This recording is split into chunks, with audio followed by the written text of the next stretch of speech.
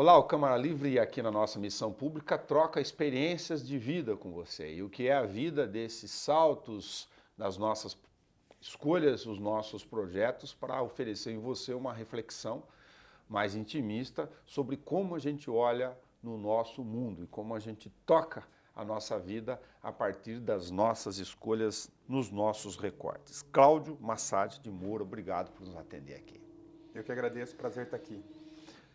Todos temos uma memória afetiva de infância, em alguma fase. Menino, criança, não importa se lá no comecinho da primeira infância ou no meio. Às vezes é um cheiro, um gosto, né, uma passagem, algo que nos aconteceu. De bate-pronto, qual seria a sua? Acordar todos os dias na minha casa, né? Vendo minha família, acho que isso aí desde criancinha, principalmente o apego que eu tenho pela minha mãe, né? Sempre cuidando da gente, então acho que a primeira memória que vem na minha cabeça. O Massad está em qual origem genealógica aqui Vem da da minha tua mãe. Massad é o nome que eu uso, inclusive nas competições, todo mundo me conhece como Massad e vem da minha mãe, da família dela. Que descendência? Tá aqui? Descendência de libanês. Libanês. O que tem de libanês em você no Nossa, dia a dia? Tudo. O tamanho, a fome, a fome também de correr atrás dos objetivos, né? E, enfim, a gente sempre foi educado aí da melhor forma possível e a gente tem muito carinho pela origem nossa também. Você sempre praticou esportes? Sempre pratiquei, sempre fui gordinho, mas sempre pratiquei esporte, sempre amei esportes, sempre vi Copa do Mundo, Olimpíada, Paralimpíada e sempre fui um aficionado por esporte. Tá. Quem olha para o lado de lá sabe que isso é uma conversa franca, com enorme respeito, mas eu estou só falando isso por causa deles, não por causa do reconhecimento de você. Você mesmo conversou com a gente, pô, você vai olhar o meu biotipo aqui e vai falar, não, você faz judô, tênis de mesa, não. Esse desconhecimento sobre a capacidade de biotipos físicos diferentes fazer o tênis de mesa fica no imaginário do leigo. Só no imaginário, porque o tênis de mesa é um esporte muito inclusivo, muito democrático. Qualquer pessoa pode jogar. Eu sou um cara pesado, tenho uma deficiência na perna e consigo jogar. Tem atletas baixos, magros, que conseguem jogar. Garotos, jovens, adultos, idosos. Então é um esporte totalmente inclusivo. Deficientes físicos também, como é o meu caso também. Então a gente consegue se adaptar à nossa realidade física e também com os materiais que o tênis de mesa proporciona. Então a gente consegue fazer um jogo aí bem mais cognitivo. Cláudio, a gente falou sobre escolhas e recortes aqui, né? Essa forma pessoal de falar dos atores sociais da cidade, de uma certa forma homenagear aqueles que fizeram a escolha das suas histórias. O que te aconteceu aos 10 anos? Aos 10 anos eu tive uma doença na perna chamada doença de Blount, onde eu tive uma infecção aqui bem na altura da epífise do crescimento aqui do joelho. Minha perna começou a crescer arqueada, né? A gente fala torta, popularmente falando. E aí eu tive que passar por uma osteotomia em 2001, que é o corte do osso na tíbia e na fíbula, que corrigiu parte da minha deficiência. Isso eu já estava com 16 anos, 6 anos após a deficiência surgir. E aí aprendi a conviver desse jeito, aceitar do jeito que eu era e seguir em frente. Aí nessa fase de 10 para 16, ao saber da doença e o diagnóstico, todo um tempão, né? Molecão, querendo brincar, adrenalina, os hormônios pulando, você jogava futsal. Jogava futsal. Até os 16 ainda aqui ou não cortou antes daí? Eu joguei futsal dos meus 10 aos meus 12 anos. Né? Inclusive o saudoso e querido professor Ari, lá do SESI, Ari Caetano, que sempre me incluiu. Né? Um cara que sempre incluía os praticantes de esportes, de modo geral, aqueles que tinham aptidão, os que não tinham, também a questão física também. Então foi o cara que me incluiu aí e que depois me fez enxergar que o tênis de mesa era o melhor caminho para mim. Você, depois desse percurso, aí escolheu o tênis de mesa, isso aconteceu mais à frente, só para entender, o menino, o jovem... Isso, com 12 anos eu treinava futsal no SESI, em 97, e nos intervalos a gente ficava brincando de ping-pong, né? E eu comecei a pegar mais gosto pelo ping-pong, tanto é que eu ficava 4, 5 horas no SESI jogando ping-pong e 1 hora eu treinava futsal. Aí até que num dado momento o professor Ari chegou para mim e falou, cara, você vai ter que optar um ou outro. E aí eu fui pelo tênis de mesa. Conheci o Clube Nip em Bauru, que era onde tinha a prática da modalidade, e aí passados 27 anos estou aqui falando com você. Para alta performance não dá para fazer duas coisas bem ao mesmo tempo. Não dá, não tem como, é impossível. Ainda mais a demanda que a gente tem que ter, tanto se fosse para ser um jogador de futsal, quanto para um jogador de tênis de mesa, a gente tem que ter dedicação exclusiva. Eu nem faço outras atividades esportivas justamente para não correr o risco de me machucar, de lesionar, enfim, ou de ficar até mais cansado que possa me prejudicar aí na minha preparação. Vamos olhar um pouco sobre o técnico. Que peso tem ou que importância tem para o esporte a ideia da questão do fundamento lá na infância, de pegar do jeito certo o corpo, o movimento? Então, é importante porque para a gente ter uma técnica refinada no sentido de gastar menos energia, de golpear melhor de uma forma mais leve, evitar lesão para que você consiga ter uma performance maior e uma vida mais duradoura no esporte, né? Então a técnica ela é muito importante não só pelo resultado, mas também pela questão da prevenção de lesões. Aí você corrige como técnico ainda, coordenador e tal, posturas também ou não? Postura, posicionamento das pernas, se a pessoa agacha ou não, isso tudo também depende de uma questão, se a pessoa tem algum tipo de deficiência. Se ela tem alguma deficiência, aí nós temos que fazer uma adaptação à realidade de cada um.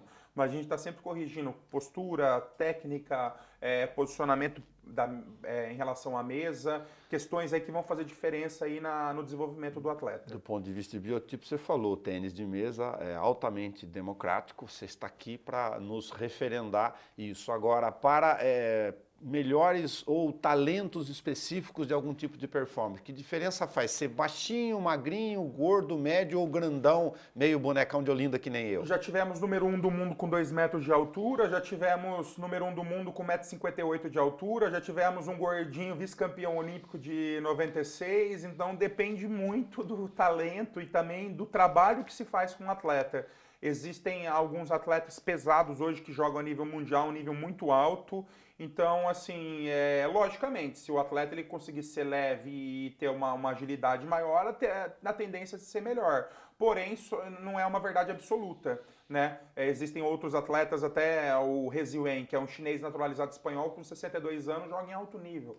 Aos 62 anos, ganha de jogador top 30, top 50 do mundo, nas ligas que ele participa mundo afora. Então é um esporte que é difícil você falar a diferença que vai fazer, porque dependendo do que for o atleta, se ele for talentoso, dedicado e trabalhar muito, ele vai conseguir chegar.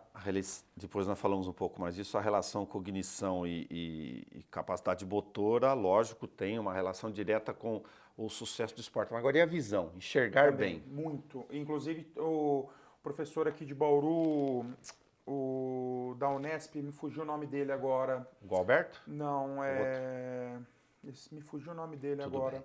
Ele fez, inclusive, acho que o mestrado, o doutorado dele no Canadá com o tênis de mesa sobre essa questão visual. Por quê? O tênis de mesa, a gente, pelo jeito que a bolinha tá vindo e o toque do que o adversário fez na bolinha, a gente consegue saber se a bolinha tá com muito efeito, se ela tá com pouco efeito, como que ela vai pingar pra gente. Então, a visão e também a audição.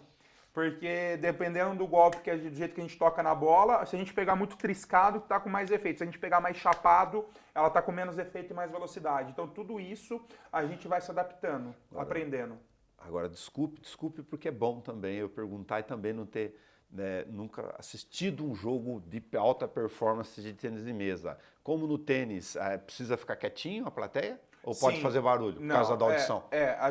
É uma cordialidade que existe no tênis de mesa. A plateia normalmente, durante a disputa do ponto, ela fica quietinha. Após o ponto, aí comemora, grita, faz o que quiser. Porque de fato, senão acaba atrapalhando aí justamente que, por exemplo, um atleta, se vocês forem ver jogadores profissionais de tênis de mesa, na hora que eles vão sacar, eles fazem esse barulho com a perna. Por quê? Para enganar o toque que ele tá dando aqui pro cara não poder escutar tão bem para saber se a bola tá com efeito, muito efeito ou sem efeito. Então a questão da audição é importante e existe esse respeito aí na plateia durante os campeonatos justamente para não atrapalhar a performance dos jogadores. Me veio uma outra curiosidade da Marícia ou da questão do esporte. Se o silêncio e o ouvido dos sentidos é tão importante quanto a visão, não apareceu nenhum jogador barulhento que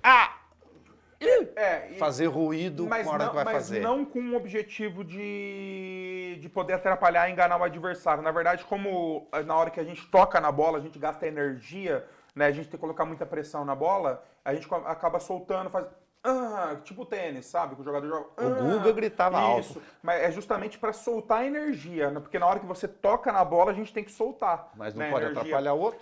Não, mas aí não atrapalha, porque você não poderia gritar, falar. Agora, a questão do esforço não tem problema. Legal. Você soltar o som do esforço, isso não tem problema. A visão, a gente falou aqui sobre uma matéria recentíssima, né, com o Calderano, a questão da capacidade de visual. É impressionante o nível de foco de concentração. Não tem como. Para um atleta chegar nesse nível, ele tem que ser muito focado, muito concentrado. E o Calderano é um atleta assim, ele é um cara fora da curva e, de fato, para a nossa modalidade, isso faz toda a diferença. Tá. No esporte, dizem de futebol, por exemplo, com as pernas, dizem que é algum ou outro que o cara ser canhoto, tem um charme e tal, relação canhoto ser destro. No tênis de mesa faz diferença Faz ou diferença também, porque vem tudo ao contrário, né? Inclusive, canhoto não gosta de jogar com canhoto, porque não está tão acostumado.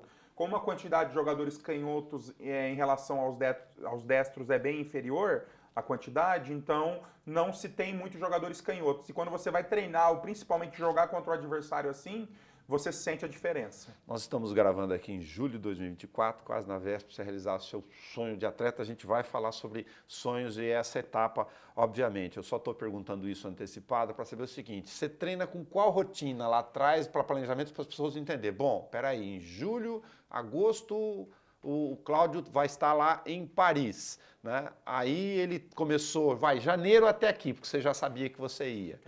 Na verdade, meu trabalho já começou pós Jogos Pan-Americanos, que eu, graças a Deus, eu consegui o título de campeão, que me classificou, me deu a vaga direto para a Paralimpíada de Paris. Então, aí em novembro, em dezembro, já estava todo planejado já, como seria meu início de ano. Então, a gente sempre começa com um volume maior, né, principalmente começo de temporada, para quando chegar perto do campeonato foco, no caso, que é a Paralimpíada, a gente diminuir bem o volume, manter uma intensidade alta, para que a gente consiga chegar no nosso melhor lá. E isso, inclusive, não é só trabalho técnico, tático e físico, mas também um trabalho mental, para conseguir chegar no meu melhor aí em todos esses aspectos. Eu ia falar sobre o mental aí numa parte. Você é um cara combativo, um cara que no esporte, do ponto de vista da organização, do planejamento, gosta do lado cidadão político, de participar, de poder reivindicar. De que forma você está cuidando disso para esta jornada? Cláudio, segura um pouco a onda aí, porque isso aqui pode ou não te beneficiar ou prejudicar, ou não é o caso? Eu tô com 39 anos, né? Já tenho uma certa experiência, né? Mas logicamente que eu vou estar sempre aprendendo. O esporte é minha paixão, é minha vida e é pelo esporte que eu luto, né? E tendo toda a minha história como atleta na cidade, no Brasil, é meu dever lutar por um esporte mais digno, um esporte melhor, no país e na minha cidade, que no caso é Bauru, né? Eu luto para que a verba seja aumentada para o esporte aqui na cidade de Bauru, para que essa verba entre para as entidades no começo do ano, para que as entidades, os esportistas e profissionais do esporte tenham dignidade para poder trabalhar e fazer esporte. Ainda que seja pouco a verba. E é aí que tá. A gente tem que lutar para que seja uma verba maior e também, principal, a verba sair rápido, né? E isso eu tomo meus cuidados justamente para isso não atrapalhar a minha performance, e eu consigo muitas vezes separar isso, mas como eu falei, é meu dever e obrigação como um dos atletas referências da cidade, de uma modalidade, para que a gente consiga lutar junto aos nossos governantes e a gente consiga ter um esporte mais digno, não só para mim, mas sim para as futuras gerações, para a população em modo geral, porque, afinal de contas, desenvolver esporte é um dever constitucional também, né? Está na Constituição. Aos 10 anos, esse ser encarnado, material aqui na nossa frente, teve uma questão física e teve que fazer sua trajetória. A gente está falando de recortes ali. O que aconteceu em 2008 que lhe é referência? 2008 foi um divisor de águas na minha vida, né? Eu tinha me formado em Direito, apesar de ter feito uma boa graduação, não era o que eu queria viver nela, viver para o Direito, apesar do Direito me ajudar todos os dias, né? Um curso que me deu muito conhecimento, muita bagagem. E aí eu fui treinar em Marília, que até então era um dos grandes polos, sempre foi, na verdade, um grande polo do tênis de mesa, né? No interior do estado e no Brasil. E aquele ano consegui vários resultados de expressão, medalhas em campeonatos paulistas, eventos nacionais. E o meu irmão Paulo, que é de 1970, ele acabou ficando doente, né? Contraindo H1N1. estava bem no começo da epidemia. E ele pediu para que eu ficasse com ele no hospital, porque a esposa dele e ele tinham acabado de ter filho, né? Minha cunhada tinha que cuidar da criança e ele precisava de alguém para dormir com ele. E eu prontamente atendi. Como a diferença dele sempre foi de idade para mim de 15 anos, quase 15 anos, eu sempre o tive como um pai e não como irmão. É muito pela ausência do meu pai também, que quando minha mãe se separou dele em 92, acabou abandonando a gente.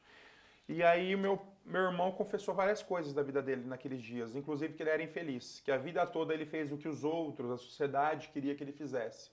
E ele não tinha tido a coragem de assumir as paixões dele, né, no sentido profissional, e ele falou assim pra mim, cara, saindo daqui eu vou ser feliz, eu vou fazer o que eu amo, chega. Infelizmente, 4 dias depois ele veio a óbito. Ele era campeão de taekwondo. Foi campeão paulista de taekwondo, ele era músico, adorava mexer com carro, né?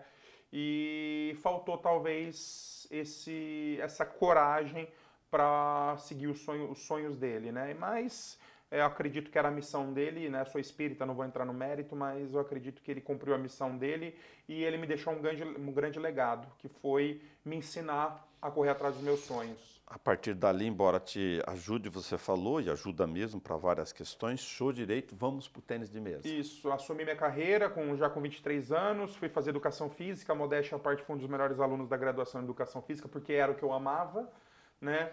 E em 2014 ingressei no tênis de mesa paralímpico, já aos 29 anos, e desde então são 35 medalhas internacionais, sendo 8 para Pan-Americanas, 5 ouros, 2 pratas e 1 bronze, 6 títulos brasileiros paralímpico individual, 2 títulos olímpico e classificado agora para realizar meu maior sonho, que é a disputa aí dos Jogos Paralímpicos de Paris. Você ganhou direto porque você foi campeão pan-americano no Chile agora. Isso, ganhei em 2023, em novembro, contra um chileno, a final, ele era o favorito, que estava na minha frente no ranking mundial, mas eu prometi para mim mesmo que não passaria daquela vez. Eu bati na trave em 2015, perdi a final, em 2019 eu era favorito, perdi a final também, por um adversário que eu não perdi há 3 anos, acabei sucumbindo ali.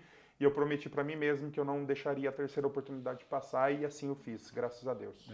Outra frase óbvia, né? Bordões. A derrota ensina. Você acabou de falar que eu era o favorito, tinha ganho do cara 3 vezes. O que fez naquela diferença olhando para ela? Cabeça. O mental. Eu cheguei na final ali em 2019, não perdi para ninguém, ganhei 3-0 todo mundo. Era o favorito, chegou na final, passou um filme na minha cabeça e eu não fui capaz, naquele momento, de deixar de lado os pensamentos, né, e focar na estratégia. Quando eu vi, perdi 3-0. Você perdeu 3-0? Perdi 3-0. Joguei muito mal aquele jogo. Meu adversário, meu parceiro de seleção, eu não perdia para ele há 3 anos.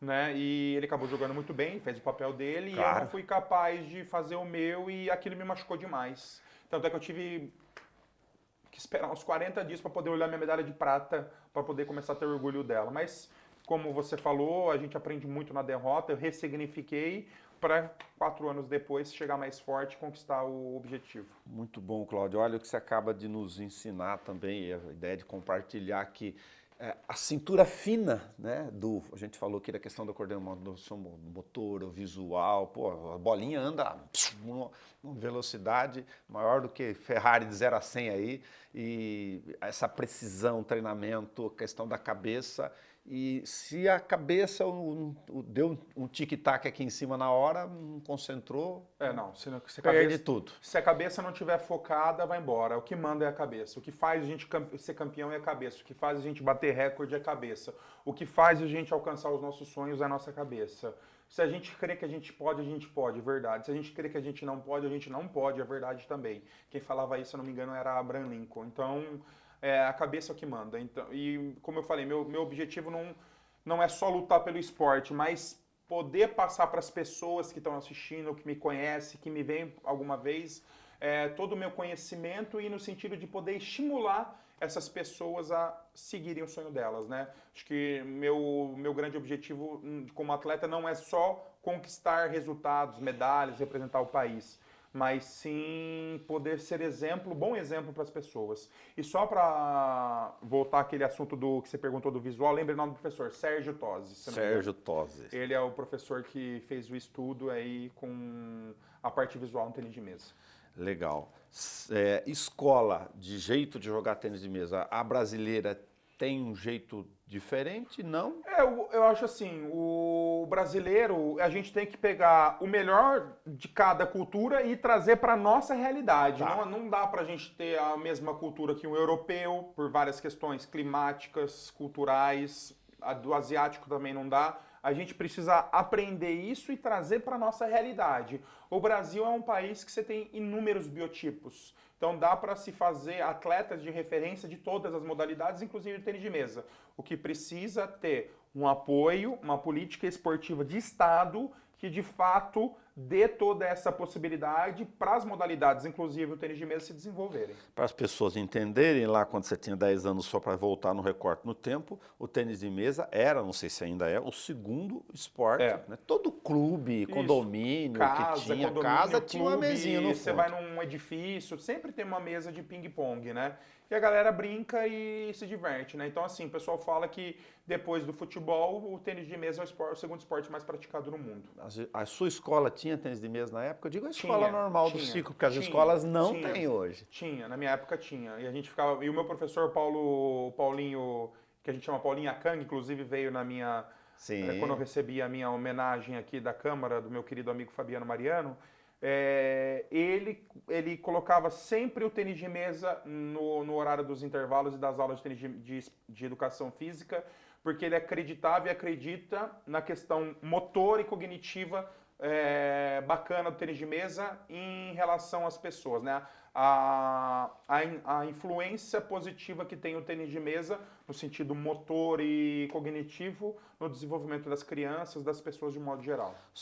Corpo e mente, você falou da questão das duas coisas logo fundamentais, acabou de dar o exemplo de uma disputa aí. Você tem uma psicóloga, usa a expressão coach, como é que você lida com isso? Eu tenho uma coach, né, que é uma ex-jogadora de tênis de mesa, que trabalha esse aspecto mental comigo, me ajuda muito, e ela conhece a modalidade, sabe das nuances da modalidade, que é uma modalidade totalmente peculiar, e eu também comecei a fazer um trabalho agora com o Bruno Weber, aqui do SESI de Bauru, no qual eu sou atleta SESI, e eu tenho feito esse acompanhamento aí justamente para chegar mais blindado possível lá em Paris, não só em Paris, mas nas futuras competições, e que eu consiga sempre estar com a minha cabeça limpa aí para poder conseguir desempenhar o meu melhor. Uma analogia que talvez não valha para nada, mas vou fazê-la. Se eu estou chateado, tenho algum problema no jornalismo, uma matéria mal digerida no outro dia, um dissabor, né? Fazer jornalismo é uma coisa, dependendo da área que você faça, gestão pública, gosto de tocar violão. Violão acaba exalando ali, às vezes nem não sai, não vira legal, você pode até tocar fisicamente falando, mas mentalmente não vai. No tênis tem isso também, se um dia amanheceu fora do taco por alguma coisa? O dia pode estar nublado, pode estar caindo o planeta, pode estar frio, pode estar chovendo, pode estar dando tudo errado, a gente tem que encontrar solução. Nós, se somos atletas de alto rendimento, a gente precisa encontrar solução. Se vai vencer ou não, não sei, mas a gente precisa encontrar uma solução. Você pode estar num dia que você não está bem fisicamente, você pode estar num dia que você está com pensamentos ruins, mas você tem que dar um jeito de encontrar algum caminho. Então, uma das grandes experiências que eu posso transmitir para as pessoas é sempre tentar encontrar solução, principalmente nos momentos mais difíceis.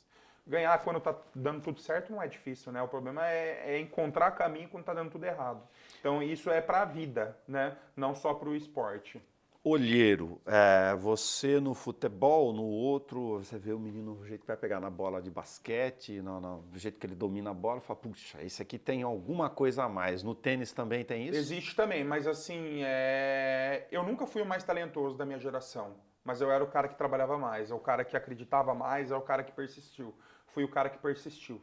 Então, hoje eu me atento não só pela questão técnica, né? a facilidade com que o atleta ele bate na bolinha, mas existe uma série de fatores que vão influenciar para o atleta ser um atleta de alto rendimento ou até um cara genial, inclusive o comportamento. Eu também tomo muito cuidado com a questão comportamental, porque se o garoto tem muita facilidade de bater na bola, mas está sempre disperso, não quer treinar, por mais que tenha talento, se ele não tiver vontade, não vai chegar. Então eu tomo esse cuidado justamente para poder analisar de uma maneira mais global, né? Inclusive tem atletas aí que tecnicamente não são brilhantes, mas, cara, esse cara que se dedicar, tendo em vista tudo que envolve o tênis de mesa, ele vai chegar. Aí eu lhe pergunto para o Cláudio analógico ou o Cláudio digital, eletrônico aqui, porque isso tem uma variação no esporte, né? Das duas gerações, da sua própria e daquelas que você está olhando e ajudando a formar agora. Tem uma molecada que o melhor preparo físico é na ponta do dedo. Como é que faz isso agora para o esporte? Atrapalha ou não é assim? Tem que saber separar, né? Tem que saber separar. Eu acho que o celular ele traz muitos benefícios. Inclusive, por exemplo, eu faço um trabalho mental antes de treinar no celular, que é um aplicativo que chama Move, e que eu faço o treino cognitivo ali para me ajudar na performance. O problema é quando esse jeito que as crianças têm hoje, os jovens, de ficar muito tempo no celular, isso começar a atrapalhar, né? Eu acho que tem que ser saudável, mas também com limites. A raquete mudou muito no tempo de quando você começou a jogar para cá? Muito. A madeira não tanto, né? Hoje o pessoal utiliza mais madeiras e com fibras de carbono. E também o que mudou foi a bolinha. A bolinha aumentou. No ano 2000 ela passou de 38 para 40 milímetros. No ano de 2014 ela mudou de material, não foi mais celulóide, sim virou um plástico ABS. Ela diminuiu um pouquinho também a quantidade de rotação, de velocidade. E as borrachas. Hoje as borrachas são bem mais rápidas, com muito mais efeito do que quando eu comecei há 27 anos atrás. Para competições oficiais, tem na natação, olha, não pode usar um tipo de tecido diferente, senão ganha menor atrito na água, velocidade. A raquete é padrão, todo mundo tem que usar? Tem um padrão, a composição, a altura da borracha, isso é um padrão, até 4 milímetros. A esponja e a borracha não podem, a parte superficial não pode ser superior às duas juntas a 4 milímetros. E os materiais eles têm que estar regulamentados e com a chancela da Federação Internacional, principalmente as borrachas e os pinos. A madeira não é tão importante. A madeira tem que ter no mínimo 80% da sua composição de madeira mesmo. Mas você leva a sua raquete? Eu levo sempre a minha. Eu tenho a minha. Atleta profissional tem que ter 2, 3, 4 raquetes ali já prontas para você jogar. Então eu tenho as minhas. Então existe especificação sim. E no tênis de mesa, para quem não conhece, a gente não tem só o doping físico, a gente tem o doping na raquete.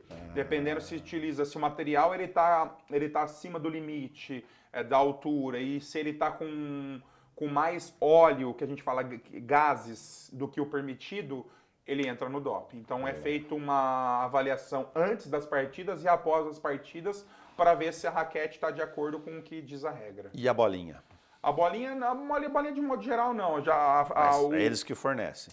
O evento que fornece, então não tem risco. E ela mudou muito? Ela mudou. Do ano de 97 para cá, aumentou a bolinha e o material da sua composição mudou também. Agora eu já sei porque que eu não jogo nada de tênis de mesa. Porque no ping-pong, mãozão grande aqui, eu não enxergo nada, eu sou ruim de visão. Então, errava coisa simplesinha demais. Agora, a mesa mudou também? O material da mesa? A mesa, só a questão dos milímetros, né? A gente hoje joga 25, 28 e 30 milímetros a altura da mesa, assim, o tamanho do tampão da mesa, né? Porque quanto maior a milimetragem, mais rápido é a parte de cima. Tá. Né? Braço, tem muita lesão de repetição? Não eu é faço o caso? trabalho, eu já tive muitas lesões, inclusive em 2011, em 2010 eu consegui disputar a seletiva para a seleção olímpica, que ia disputar os Jogos Pan-Americanos de 2011. E naquele ano eu machuquei meu ombro, demorei 6, 7 meses para me recuperar. Então eu sempre faço um trabalho preventivo aí de fortalecimento, tanto na academia quanto na fisioterapia, para que evite essas lesões e também tire os desconfortos. Não nessa dimensão, lógico, muito menos com esse nível de concentração e foco, mas a gente está fazendo aqui o que a psicologia comportamental chama de mindfulness, atenção plena. O que acontece para lá, do outro lado, os meninos que estão ali, não estão aqui com a gente. Isso, de alguma forma, no tênis tem sentido? Opa, muito. A gente tem que estar em flow, que a gente fala, né? Focado, concentrado naquilo, nesse momento, no nosso objetivo. Não dá para pensar em passado, já foi. Futuro é incerto. A gente tem que pensar no momento presente. E o basquete e o vôlei, que tem sobretudo, né, aquelas questões lá, o time tá levando um pau danado, um cacete, aí o técnico para o jogo, ele consegue perceber que determinada jogadora lá saiu fora, não sei o que, arruma e o outro vira o jogo. No tênis, o tempo também faz diferença para isso? Muita diferença. Detalhes, são detalhes. Assim como no vôlei, no basquete, um detalhezinho pode fazer a maior diferença. Eu já ganhei jogo que eu estava perdendo, não estava encontrando o caminho e um detalhe técnico e tático que meu técnico mudou totalmente. E já perdi o jogo também no mesmo sentido. No mesmo sentido. Você estuda ou agora nesta fase, estamos aqui gravando, os seus possíveis atletas concorrentes mais... Tem que estar sempre estudando, né? Sempre fazendo o scout, tudo, né? Para que eu consiga chegar com uma estratégia para jogar com cada um, né? E aí sim conseguir o resultado. Hoje em dia está cada vez mais científico o negócio, né? Você analisa o jeito que o cara golpeia na bola, os pontos fracos, os pontos fortes, tudo, né? Você já chega com o cara mapeado, né? E eu também, com certeza, sou mapeado pelos outros adversários também. Se o tênis é tão inclusivo e tão democrático e junta lazer com a criançada, por que a grana que a gente usa aqui no município é inversamente proporcional a essa realidade? Gostaria de saber também, Nelson. Eu estou 27 anos aqui na cidade de Bauru. Bauru tem tudo para ser uma potência no esporte, né? É uma cidade de quase 400 mil habitantes, mas ainda falta uma política esportiva de Estado, não de governo. O que significa isso para o pessoal de casa poder entender? Política de governo é, se um candidato que entra na prefeitura ele gostar do esporte, possivelmente ele vai fazer o esporte. Se entra um candidato, uma candidata que não tem tanto viés para o esporte, né? E possivelmente isso também não vai acontecer da mesma maneira que a gente gostaria que acontecesse de uma forma bacana. E política de Estado é o quê? Que existe uma cartilha, um regimento, um regulamento que tem que estar sempre sendo cumprido aqueles requisitos, né? Então, entra, sai a governo, a tendência é manter e melhorar, e não piorar. Tem que ser perene, a gente precisa ter uma verba maior, né? É aquilo que eu falo, o esporte ele é saúde. Educação, só aqui são as duas pastas que tem mais verba. Inclusão social, pô, eu estou incluído, né? Bem-estar social também, fazer atividade física, esporte, libera a endorfina, me dá muito mais alegria para fazer as minhas atividades. Segurança pública, afinal de contas, quem está fazendo esporte não está na rua, não está fazendo coisa errada, né? Ou com companhias ruins. E última questão, além de outras, né? Cultura. Pô, já viajei quase 20 países no mundo. Conheço, sou amigo de gente na América, na Europa, na Ásia, na Oceania, na África, né? Graças ao esporte. Então, assim, por que são tantas pastas numa só e o esporte tem pouco recurso? A gente precisa. O esporte precisa. A gente vai ser um país muito melhor, uma cidade muito melhor, se a gente investir no esporte. Aí eu não consigo entender, porque tem os projetos que integram educação, saúde e esportes através daquele que, por várias razões, tem dinheiro cativo, que é a educação. Tem que botar o esporte dentro da escola como uma coisa óbvia, né? Óbvio. Até porque tem a grana lá e tem uma dificuldade gigantesca de gastar o tal dos 25%. Sim. E eles não fazem isso. Sim. Eu acho que, acima de tudo, falta querer. Assim, com todo respeito, mas eu acho que falta querer. Boa vontade e profissionais técnicos, né? Cláudio, o que é o Projeto Nova Era? Bom, a Associação Nova Era foi fundada por mim na época, em 2011, mais algumas pessoas, Adilson Toledo, outras pessoas também, com o objetivo de arrecadar recurso e desenvolver o esporte, o tênis de mesa, né? Desde então... são 13 anos de existência, indo para 13 anos. A gente ganhou todos os títulos possíveis dentro do Brasil, até fora, com medalhas em Mundial, em Paralimpíada, em Jogos Pan-Americanos. E é uma entidade aí que quer desenvolver o tênis de mesa e que necessita do apoio, né, e do incentivo. Não gosto da palavra ajuda. Você fala ajuda, parece que está pedindo esmola. Ninguém está pedindo esmola para ninguém. Né? A gente está desenvolvendo a sociedade através do esporte. Então a gente precisa de incentivo, apoio, investimento do poder público e da iniciativa privada para que a gente consiga formar novos atletas, recuperar pessoas. Inclusive, por exemplo, a Kátia, que hoje não mora mais em Bauru, está morando em São Paulo também por falta de apoio aqui no município. Vice-campeã mundial, medalha de bronze em Paris. E ela sofreu um acidente de carro em 2008 e no mesmo dia que ela foi, 2007, No mesmo dia que ela foi convocada para a Seleção Brasileira de Futebol, um caso famoso aqui de Botucatu, ela sofreu um acidente de carro e ficou tetraplégica. Né? E graças ao tênis de mesa, ela se reincluiu no esporte e hoje ela está em quarto do mundo, é a número 4 do mundo da categoria dela e medalhista em Mundial e Paralimpíada. Então o esporte ele recupera. Hoje a gente também, a Nova Era, faz um trabalho com os reenducandos, jovens reenducandos, infratores da Fundação Casa, que já estão naquele processo de semi-liberdade. Alguns vão praticar o tênis de mesa lá na Nova Era, na frente do Noroeste, para voltar a ter esse convívio social, para eles voltarem, melhor ainda, mais incluídos na sociedade de modo geral. Então é uma entidade aí que só quer desenvolver o esporte e necessita desse apoio aí financeiro para que a gente consiga fazer o nosso trabalho.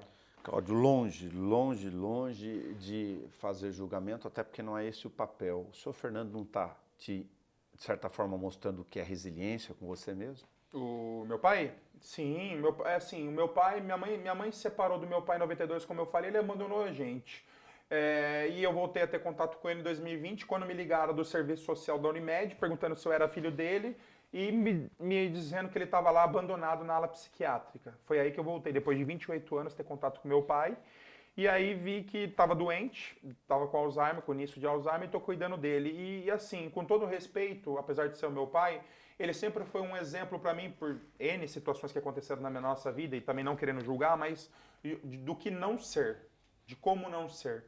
Né? Tem gente que fica com raiva que isso, por causa daqui, porque meu pai e minha mãe é desse jeito, não sei o que. Não, é um exemplo para mim de como não ser. Hoje eu tenho meu papel e estou cumprindo ele, que é cuidar dele, né? E estou seguindo meu caminho, mas com certeza me ensinou e me ensina muitas coisas todos os dias.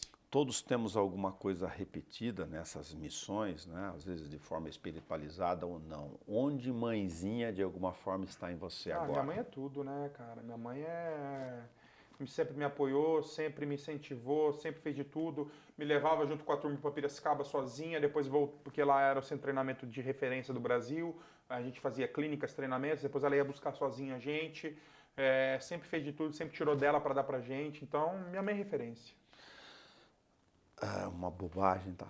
Mas me permito. O espiritismo, ele não acaba sendo, de alguma forma, para aqueles que estão olhando de fora, condescendentes, fala, não, esse sujeito é ruim, ele é mau, porque ele está aqui, ele não está evoluído e na paz. Não é passar um panão danado? Como é que você vê falar sobre isso? É muito importante isso aí, porque cada um tem o que pode oferecer. E como você falou, não cabe a gente julgar.